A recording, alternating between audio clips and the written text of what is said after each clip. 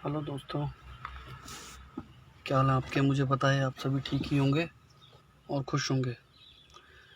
आज मैं आपके सामने एक गंभीर विषय पर जो आपसे एक बात साझा करना चाहता हूँ, और आप भी उस बात से भली भांति परिचित हैं जो आज के समय में एक आम सी बात होती जा रही है। और दोस्तों, वो बात है सुसाइड, आत्महत्या।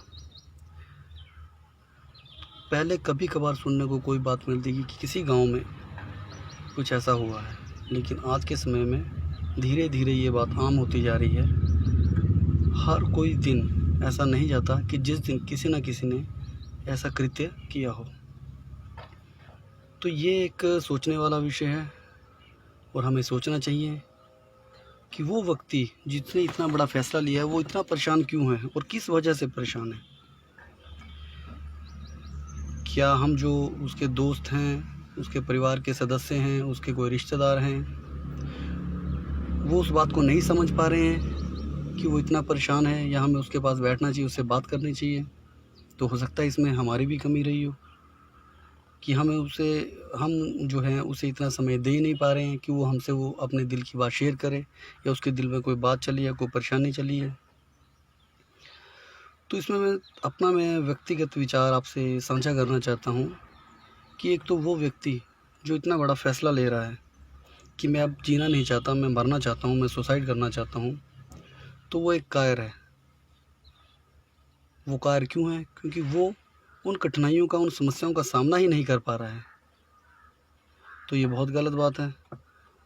उसको जो है उन कठिनाइयों का सामना करना चाहिए, उनसे लड़ना चाहिए, उनसे डटकर मुकाबला करना चाहिए।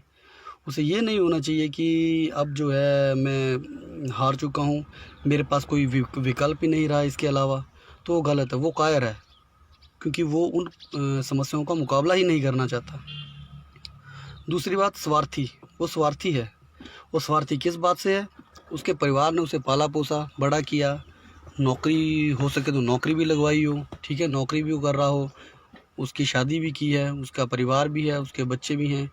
उन सब से दूर सोचकर वो सिर्फ अपने स्वार्थ की सोच रहा है कि मुझे जो है इन समस्याओं से निजात चाहिए। मैं खुश हूँ, अगर मैं मर जाऊँगा तो मैं इन समस्याओं से अपना छुटकारा पा लूँगा। लेकिन उसके बाद वो अपने परिवार का नहीं सोचता है कि मेरा परिवार जो है उसके बाद जो है उनकी क्या स्थिति होगी, वो किस हिसाब से रहेंगे, उनका पालन पोषण कैसे होगा, मेरे बच्चे कैसे पलेंगे, मेरी बीवी है, मेरे माँ बाप हैं, बूढ़े होंगे कल को या बूढ़े हो चुके हैं, तो उनकी देखभाल कौन करेगा। तो वो स्वार्थी हुआ। सिर्फ उसने अपना स्वार्थ देखा कि मैं मर जाऊँगा तो मेरे को मुक्ति मिल जाएगी, बाकी जो परिवार है वो जैसे मर्जी रहे। तो वो नहीं सोचता है इस बात को। दूसरी बात आती है, जो हम एक दूसरे को दोस्त कहते हैं, बड़े घनिष्ठ मित्र बोलते हैं, ये बोलते हैं हमारा ये बहुत अच्छा रिश्तेदार है। तो मैं चाहूँगा कि जो आपको अपने करीबी, जो आपका दोस्त है या आपका कोई रिश्तेदार है, आपको लगता है कि वो परेशान है इन बातों से, या उसके मन में कुछ ऐसा चल रहा है, तो उसके पास बैठें, कुछ समय दें उसको, उससे बात करें, ताकि वो अपने मन की बात जो है वो आप तक बताए कि मेरे मन में ये परेशानी चल रही है। होता क्या है कि हम अक्सर इग्नोर कर देते हैं उस आदमी को, जो परेशान हमें लगता है कि ये परेशान है, हम उसे देखते नहीं, हम इग्नोर कर देते हैं।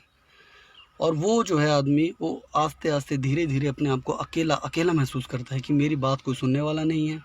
अगर मैं किसी से अपना दुख दर्द बताऊं तो वो या तो फिर हल्के में सुनता है, वो ध्यानपूर्वक सुनता नहीं उस बात को।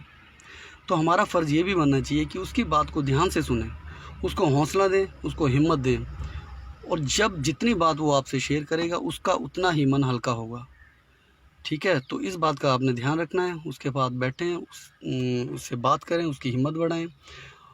उसके दिमाग में ये फ़ैसला आना ही नहीं चाहिए कि ये भी एक विकल्प है, लेकिन ये विकल्प नहीं है। उसके दिमाग में ये विकल्प आता है कि आत्महत्या मैं कर लूँगा तो मैं हर समस्याओं से जो है समाधान निकाल लूँगा। तो उसके मन में ये बात आनी ही नहीं चाहिए कि ये आत्महत्या, ये सुसाइड भी कोई एक ऐसा विकल्प है। इस विकल्प को दूर करो, ये कोई विकल्प नहीं है। ये सिर्फ खुद के लिए, अपने परिवार वालों के लिए, अपने करीबी के लिए, अपने रिश्तेदारों के लिए एक आने वाले टाइम में जो है समस्या दे के जा रहा है वो व्यक्ति जो ऐसा फ़ैसला कर रहा है। तो आपने प्लीज़ इस बात को सोचना है, समझना है।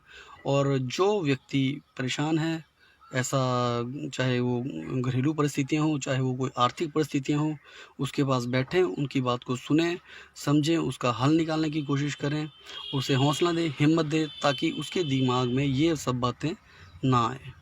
धन्यवाद। जय हिंद।